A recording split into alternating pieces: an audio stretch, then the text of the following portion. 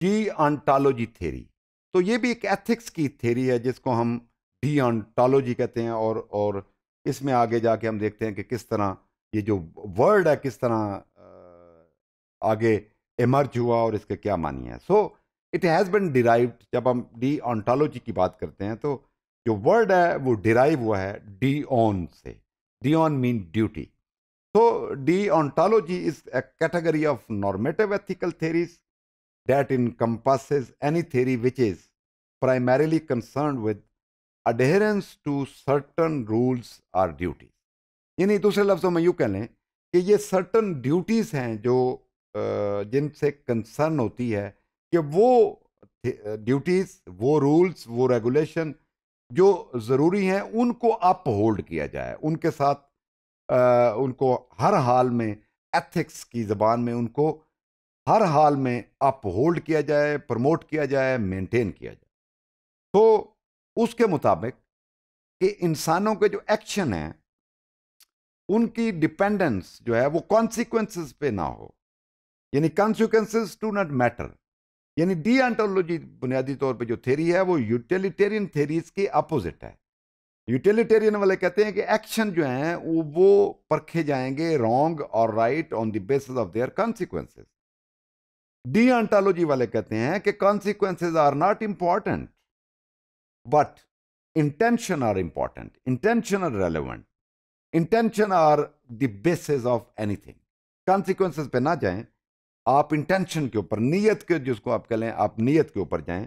So I am acting a certain way only if I act for the right reason. अगर मेरे पास right reason है और मैं कोई काम कर रहा हूं, उसके नतायज भले अच्छे निकलें या बुरे निकलें, इट डजेंट मैटर, क्योंकि कॉन्सिक्वेंसेस मैटर नहीं करते according to the deontology theory. No matter how morally good their consequences, some choices are morally forbidden। यानी कुछ ऐसे काम होते हैं जो एथिक्स और मोरालिटीज के हिसाब से फॉरबिडन है, you can not do it. But अगर हम देखें कि नहीं जी ये काम है, मॉरली तो ये ठीक नहीं है बट इसके नतायज अच्छे आ रहे हैं, तो डिऑन्टोलॉजी वाले कहते हैं कि फ्रॉम द बिगिनिंग वो चॉइसेस जो एथिक्स जिनको प्रमोट नहीं करती, वो एक्शन आप नहीं ले सकते ख्वाह उनके कॉन्सिक्वेंसेस अच्छे हों। तो what makes a choice right is it's conformity with A moral norms. तो मॉरल नॉर्म्स अगर ठीक हैं तो उसके ऊपर जो आप एक्शन करेंगे तो आपका जो चॉइस होगा वो ठीक होगा। अगर मॉरली चीज, नॉर्म, अगर आपको मोरालिटी के नॉर्म्स जो हैं वो अगर आपको सपोर्ट नहीं कर रहे, खा उसके कॉन्सिक्वेंसेस कितने भी इंटेंडेड अच्छे नजर आ रहे हो, तो वो चीज के ऊपर अमल दरामद नहीं करना चाहिए। तो the right is said to have priority over the good.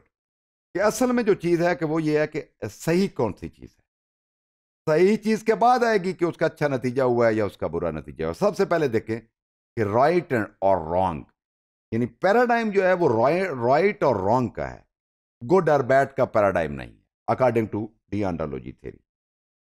So if an act is not in accord with the right, it may not be undertaking, no matter the good that it might produce। वह कितनी भी वो अच्छाई पैदा कर रहा है, अगर एथिकली वो राइट नहीं है तो उसके ऊपर अमल दरामद नहीं किया जा सकता। इसकी एग्जाम्पल और इंस्टांस आप चेक कर लें कि the employee is responsible for reviewing invoices and expense reports. The company policy required original receipts to justify the items on the expense report। ये फॉर एग्जाम्पल, ये एग्जाम्पल कोट की जा रही है। The employees submitted a photocopy only, a clerk with the duty based ethic may reject the employees report, require the original one। तो उसमें क्या होगा कि वो कहता है उसको ओरिजिनल दे, वो ऊपर रिपोर्ट बना रहा है, तो वो असल में चीज है कि जब तक ओरिजिनल नहीं होगी अकॉर्डिंग टू एथिकली, वो उसके ऊपर अपना व्यू पॉइंट नहीं दे सकता। So this is the obligation, this is the duty that makes breaking the rule morally wrong। तो ये ड्यूटी है हर शख्स की कि वो देखे कि जो भी वो एक्शन कर रहा है वो रॉन्ग है या राइट है, और रॉन्ग और राइट का कॉन्टेक्स्ट एथिकल और मॉरल नॉर्म्स के कॉन्टेक्स्ट में होगा। तो deontological theories hold that actions that are morally right are those in accordance with certain rules, certain duties, certain rights और certain maxims. तो वही एक्शन ठीक हो सकते हैं जो सर्टन कायदे के मुताबिक, सर्टन रूल्स रेगुलेशन के मुताबिक, जिनको नॉर्मेटिव स्ट्रक्चर सपोर्ट करता है उसके मुताबिक लिए जाए. तो एक्शन जो हैं वो मॉरली गुड भी हो सकते हैं, रिक्वायर्ड भी हो सकते हैं, प्रोहिबिटेड भी हो सकते हैं और उसके बाद फॉरबिडन भी हो सकते हैं.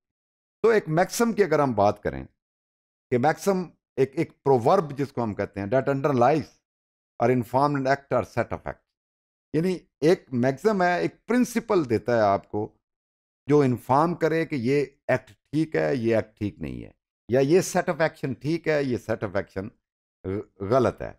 तो सेवरल एक्ट्स, बहुत सारे एक्ट्स होंगे जो कि मे सेटिस्फाइड द अंडरलाइंग जो प्रिंसिपल्स हैं. तो प्रिंसिपल्स बहुत अहम हैं.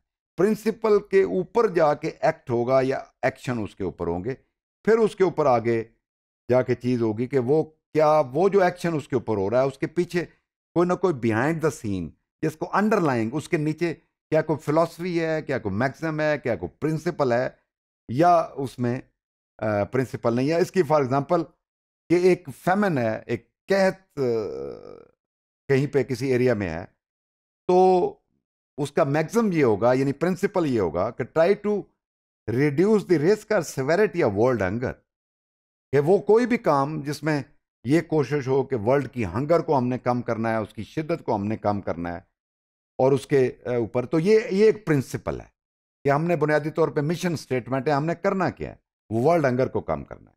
अब एक्शन क्या होंगे, यानी आपने किसी को मनी कर दी, किसी को चैरिटी कर दी, कोई चीज़ वॉलंटियर, आपने कोई ना कोई खिदमत कर दी, आपने ऑर्गेनाइजेशन कोई एक एक बना ली और उस ऑर्गेनाइजेशन के ज़रिए आपने मनी दे दी, आपने रजाकाराना तौर पे कोई ना कोई किसी की खिदमत कर दी, ये सारे एक्शन हो गए. लेकिन उसका जो प्रिंसिपल होगा, बुनियादी तौर पे मैक्सिमम होगा, वो ये होगा कि try to reduce the risk और सेवेरिटी ऑफ वर्ल्ड हंगर.